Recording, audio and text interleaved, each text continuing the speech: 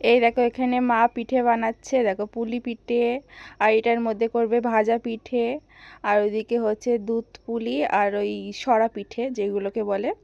ওই যে মা এদিকে পিঠে বানাচ্ছে, আমরাও হাতে হাতে একটু করে দিচ্ছিলাম। আর এই দেখো দুধ পুলি, এই দুধ, এটা হবে দুধ পুলি, আর ওইদিকে সিদ্ধ পুলি হবে।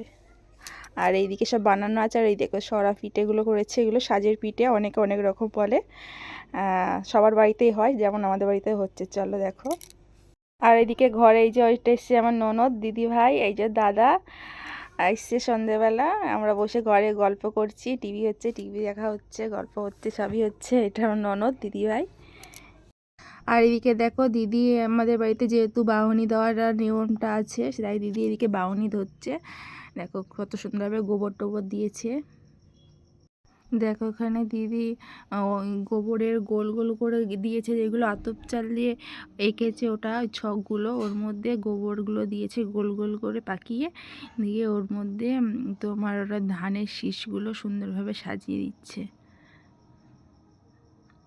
ওর উপরে একটা করে ফুলও দেবে দেখো।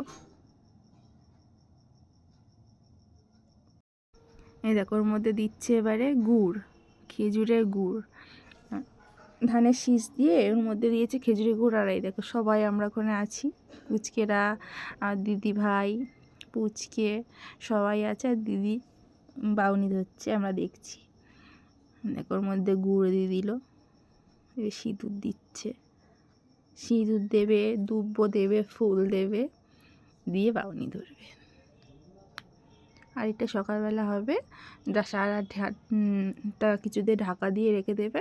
আর তারপর সকালবেলা সবার ঘরে দরজায় একটা করে লাগিয়ে রেখে দেবো, সারা বছর থাকবে ওটা।